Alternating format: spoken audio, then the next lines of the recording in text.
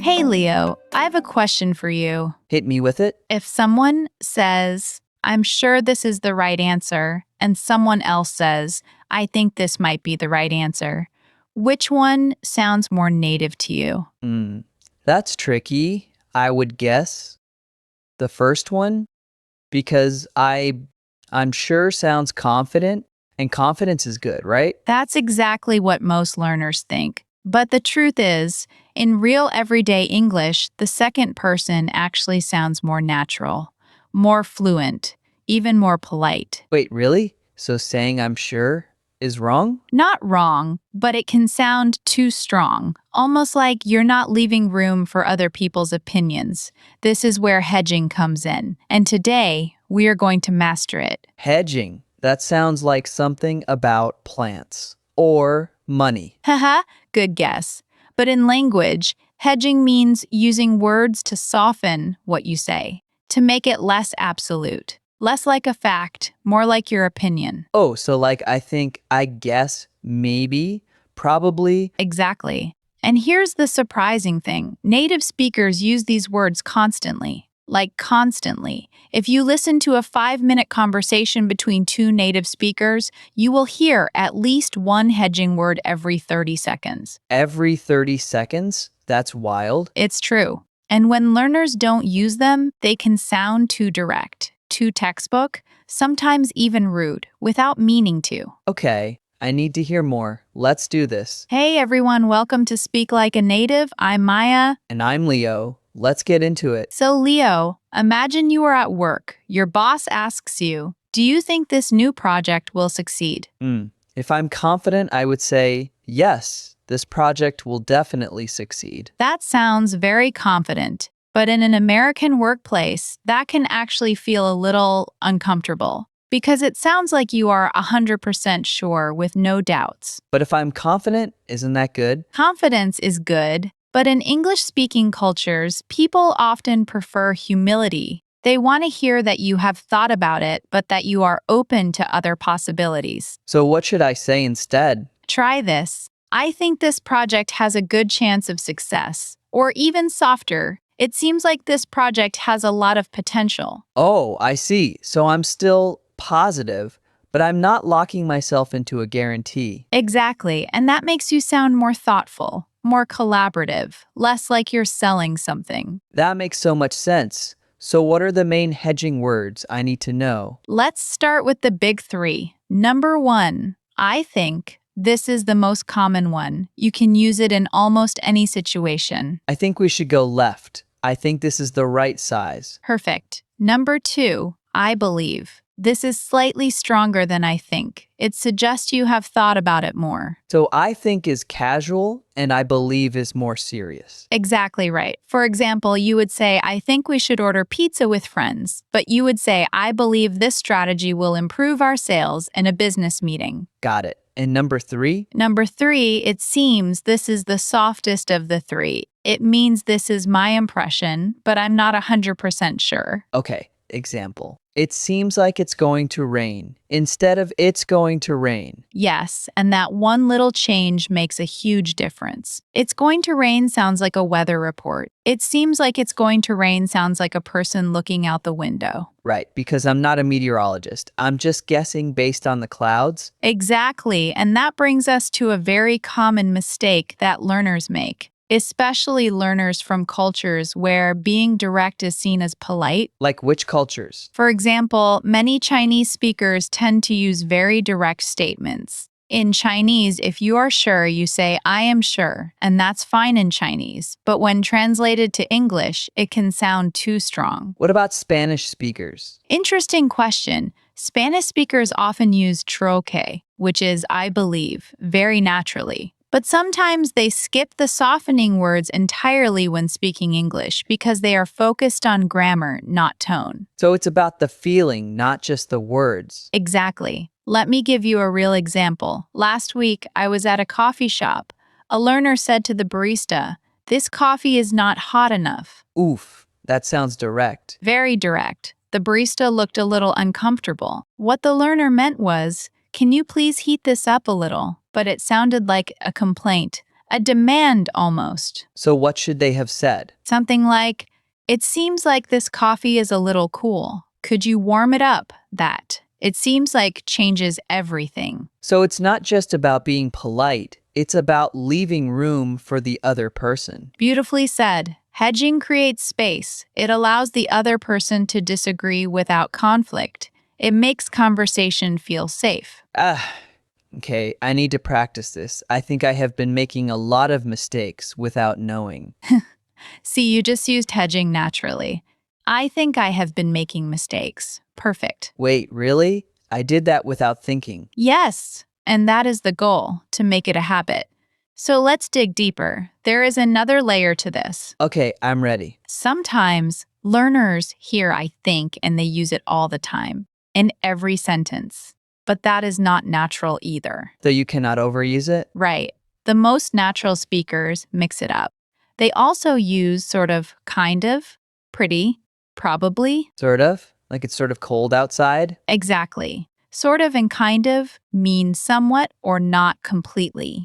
They are very common in spoken English. And pretty? As in, this is pretty good? Yes. Pretty in this case means moderately or quite, not beautiful. Pretty good means decent, not amazing, not terrible. Okay, what about probably? Probably is great for when you are more than 50% sure, but less than 100%. "I'll probably come to the party" means I plan to come, but something might change. And these all count as hedging? Yes, all of them. And there is one more that is very common but often missed by learners. What is it? Maybe. It is actually one of the oldest hedging words in English. Maybe we should try a different approach. Simple, but powerful. Exactly. Now, here is the part that surprises most people. Many learners think hedging words make you sound weak, like you don't know what you are talking about. I used to think that. I thought I'm sure sounded strong and professional. But in real English conversation, the opposite is true. Overconfident statements can sound like you are not listening to others. Like you are not open to feedback. Yes, and that can hurt your relationships, both personal and professional. So when should I not hedge? Great question. There are times when directness is better. When you are giving a warning, "The floor is wet." Not, "It seems like the floor might be a little damp." Right, safety first. Yes. Also in emergencies, call 911. Not, "I think you should probably call 911." So tip number 1 for today, hedge in opinions, not in facts. That is rule number 1. Write that down. Hedging is for opinions, feelings, requests, and predictions, not for facts, warnings, or emergencies. Got it. So when I am telling my friend, that movie was boring, I could say that movie was sort of boring to sound less harsh. Exactly, and that is a perfect example. Because if you say that movie was boring, it sounds like a fact. But if you say that movie was kind of boring, it sounds like your opinion. The other person can disagree easily. "Really? I actually liked it." And nobody gets offended. Exactly. That is the magic of hedging. It protects relationships. Okay, can we do a practice round? I want to try a few sentences. Love that idea. Let me give you a sentence. "This restaurant has the best pizza in the city." If I want to soften that, I could say, I think this restaurant has pretty good pizza. Good, even better. "It seems like this restaurant has some of the best pizza in the city." Oh, some of the best. That is even softer. Yes, because "some of" is also a hedging phrase. It means not all, but many people agree. Okay, give me another one. You are wrong. Ouch. Hard one.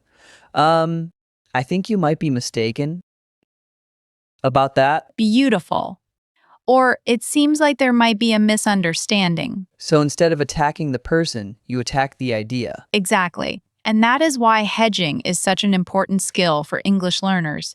It is not just about vocabulary, it is about communication strategy. This is honestly the kind of thing that nobody teaches in school. In school, they teach you grammar, but they don't teach you how to be polite. That is exactly right, and today's episode is going to fix that for you. Before we move on, Maya, I want to ask about a common mistake I hear from other learners. Some people say, "I think," and then they get stuck because they think it needs a full sentence after it. Great observation. Actually, in spoken English, "I think" is often followed by a short phrase. "I think so," "I think not," "I think maybe." Wait, I think not is correct? Yes.